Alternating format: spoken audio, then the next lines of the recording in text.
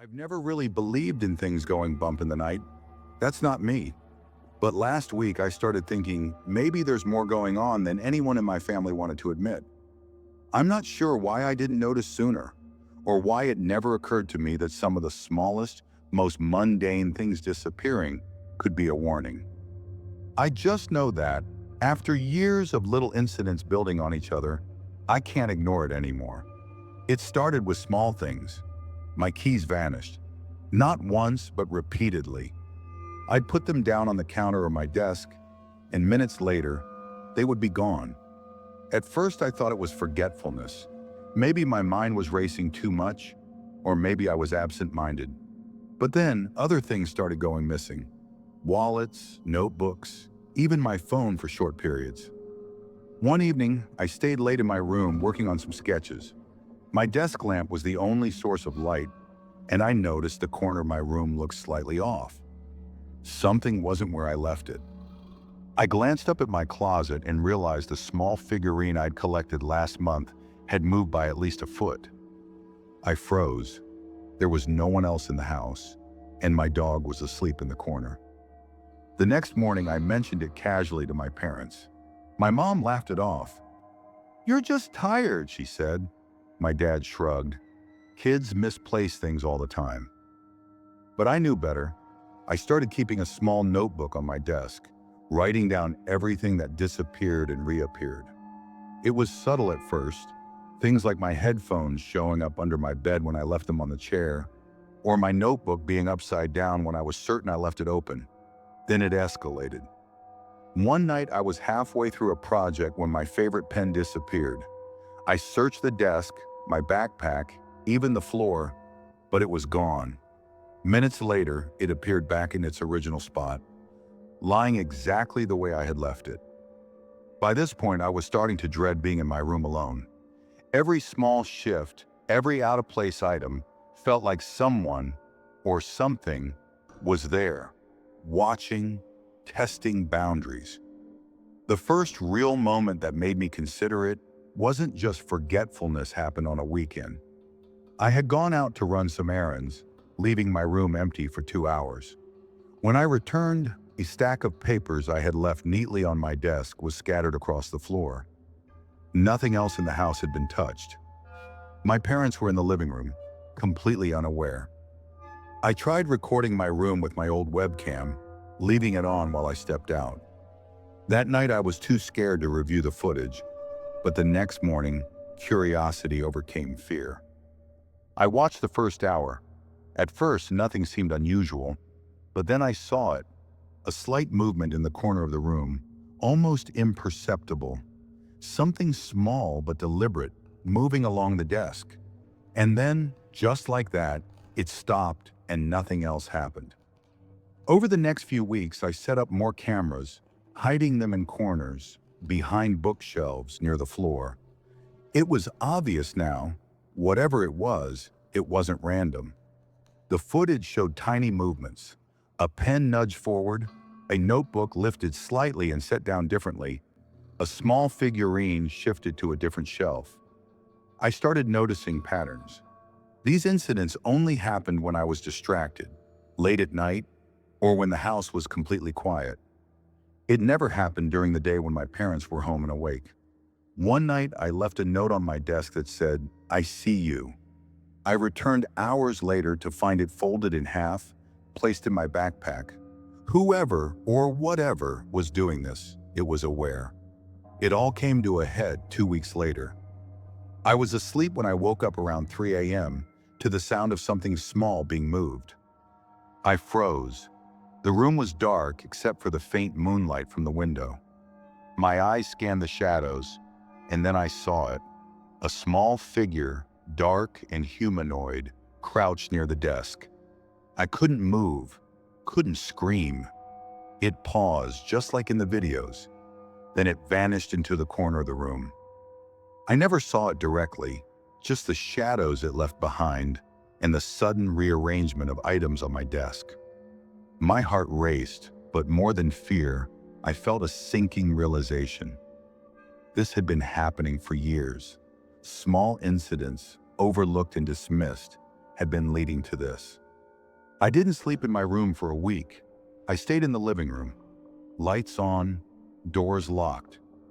I even took some things with me to prevent them from moving. My sketchbook, a few personal items. But it didn't matter. Small objects still shifted, and my notes would disappear only to reappear in the most unlikely places. I confronted my parents again, pressing them for answers. My mom admitted she had noticed some of it, but didn't know how to explain it. My dad, however, said nothing. He just stared, as if he had already known everything. Now, I write this to anyone who might understand. I don't know what's happening, I don't know why it's happening, and I certainly don't know what it wants. But I can confirm one thing: it's deliberate, it's aware, and it's patient. Some things went missing before I even noticed they were gone, and I'm certain they won't stop. I still sleep with one eye open. Every night I check my room before bed, and every night I notice something slightly out of place, something I didn't put there.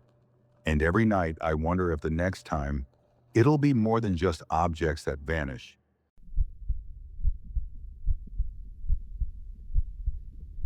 I've always been the kind of person who notices small things, not in a dramatic way, just enough to know when something doesn't feel right. Most of the time I ignore that feeling. I assume I'm overthinking. This was one of the few times I couldn't. A few weeks ago, I rented a place outside the city for a short break.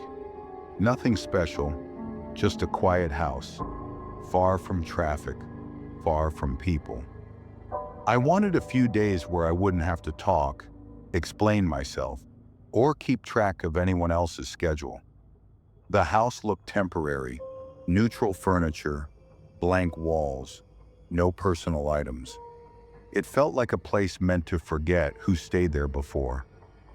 That should have been reassuring. The first night passed without anything happening. No noises, no interruptions. I slept deeper than I had in weeks. The next morning I noticed something small. My phone alarm hadn't gone off. That wasn't unusual on its own. Sometimes I turned it off without remembering, but when I checked my phone, the alarm wasn't disabled. It was gone completely. No alarm set at all. I told myself I must have deleted it earlier. I recreated it and moved on. Later that day, I went out for groceries. When I came back, the house felt the same as I'd left it.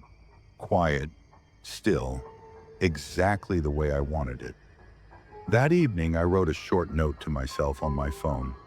Nothing important, just a reminder about locking the back door. I remembered typing it clearly. When I checked my phone before bed, the note wasn't there. I searched for it. Nothing. That's when I started writing things down on paper instead. Not because I was scared, just because it felt more reliable. The next day I noticed one of the notes wasn't where I'd left it. It wasn't gone. It was just moved, placed neatly on the kitchen counter instead of the table.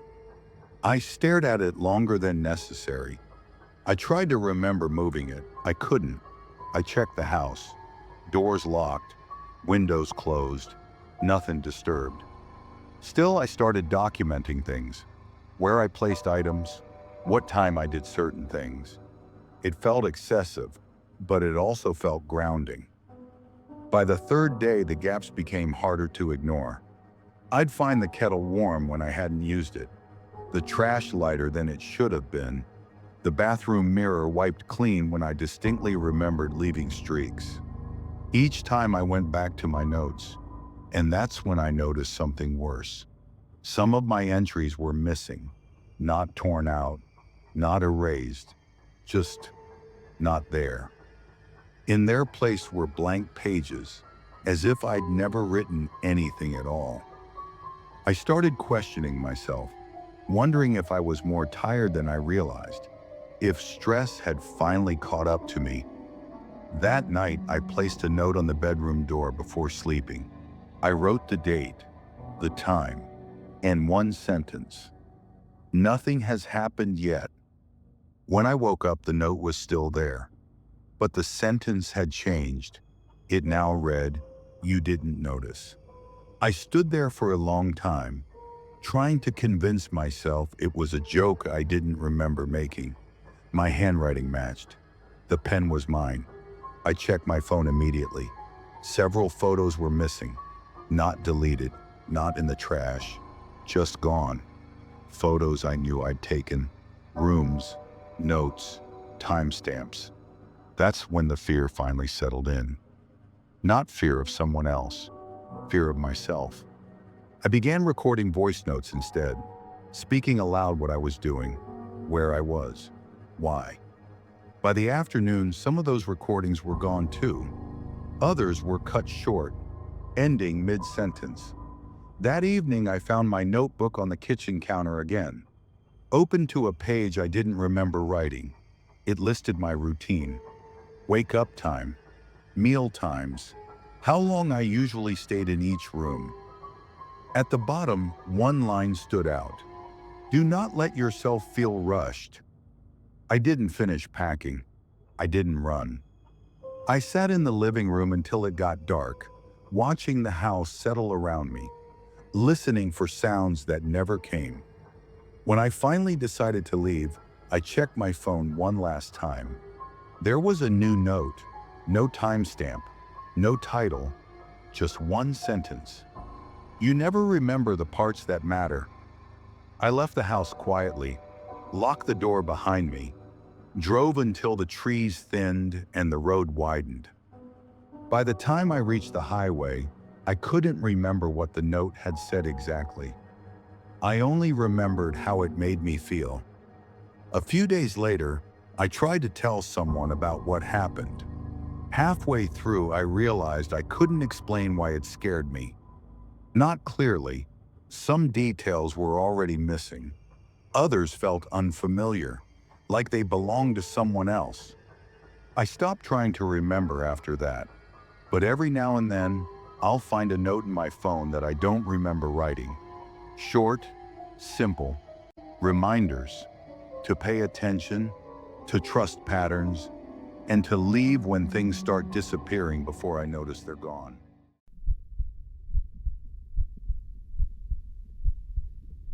I was a sophomore at a college in the Northeast. I won't say which one, but it was the kind of school where everyone was trying to stand out, trying to prove themselves academically. I was in the English department, an English major, focused on getting into law school after graduation. Last semester, I enrolled in an upper-level course on 19th century literature.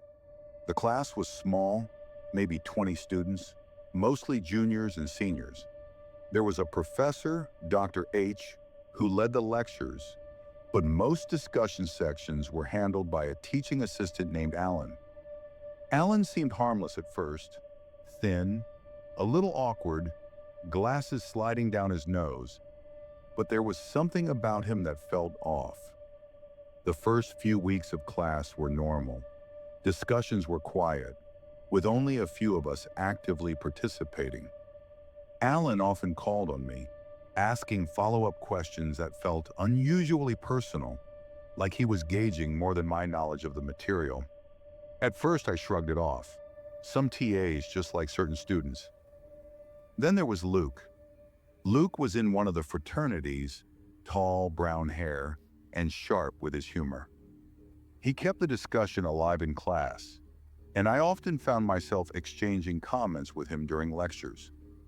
Outside of class, our paths crossed at mixers, parties, and study groups.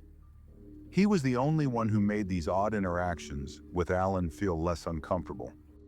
One afternoon after class, I noticed something strange. Alan was lingering, asking questions that had nothing to do with school. "Do you like walking home alone?" he asked, almost casually. I smiled politely, trying to dismiss it, but his gaze lingered longer than necessary. Weeks passed. Alan began to watch me more closely in class. Eye contact that was too long, subtle comments about things I had mentioned in passing, and questions about my social life. I started noticing patterns. How he seemed to appear whenever I was in the library, walking between buildings or sitting alone. One evening I was studying late in the library. The building was mostly empty. I noticed someone at the far end of the hall standing perfectly still watching. I froze for a moment, thinking it was Luke or another student, but as I got closer, I realized it was Alan, alone, staring. He didn't move when I walked past, didn't acknowledge me. I tried to shake it off. Maybe it was nothing. But the next week, he started leaving notes on my desk in the discussion room. They weren't threatening, not exactly, just comments about how I presented my arguments, which sounded helpful, but the tone felt off, calculated, precise, too detailed, too personal. I decided to confide in Luke. I told him about the staring, the questions, the notes. He was as concerned as I was, but suggested keeping it quiet until we had more proof. Things escalated quickly. Alan began appearing in places he had no reason to be. One afternoon, I was heading to the cafeteria when I saw him sitting in a corner booth, pretending to read, but his eyes followed me across the room. I walked faster, heart pounding, and ducked into the nearest stairwell to avoid him. The worst moment came during a group project. I was working late in one of the empty classrooms, arranging my notes when the door clicked. I turned and Alan was there, standing silently, just watching. "You're very good at this," he said softly. "You could be even better." I wanted to laugh, to brush it off, but something about his tone froze me in place. That night I told myself it was paranoia, stress, overthinking, but the feeling didn't leave. Every time I was alone on campus, I felt it. Eyes watching, footsteps that didn't match anyone around. The subtle sense that someone knew more about me than I realized. Then came the note. A small piece of paper slid under my dorm room door. In neat handwriting it said, "Don't ignore me. I see everything you do." I didn't sleep that night. I didn't tell anyone. I started noticing other things. The flicker of lights in empty classrooms, doors that I swore I had locked open when I returned. My belongings subtly shifted. I felt watched in every corner of the building, every hallway. I reached out to the campus security. They checked the buildings, found nothing. Cameras showed only empty corridors. I told myself I must be imagining it, but deep down, I knew I wasn't. One afternoon, while walking to the library, I saw Alan speaking with Luke. They were laughing, too close, too casual. My stomach sank. That wasn't normal. Luke had no idea, or maybe he did. I didn't have the courage to ask. The final straw came during office hours. I had gone to ask about a paper. Alan's office was small, cluttered with books and papers stacked haphazardly. He closed the door behind me, just like always, and for a moment it was silent. Then he smiled, and it wasn't a friendly smile. "You're exceptional," he said, leaning closer. "Most students don't notice things I do." I left shaking and told the dean what had been happening. Alan was confronted, suspended, and eventually removed from campus.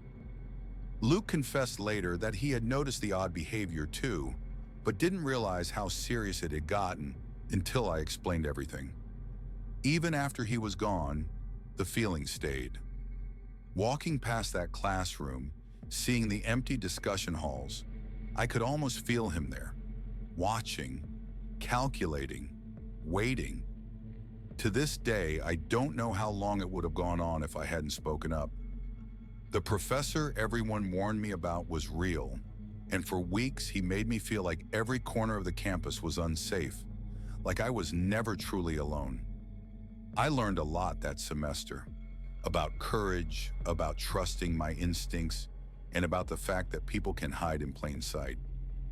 The experience changed how I view authority, trust, and personal space. If you're in a school or college, remember this. Sometimes warnings are real. Sometimes the stories your friends tell aren't exaggerations. And sometimes Someone you see every day could be the person no one ever expected.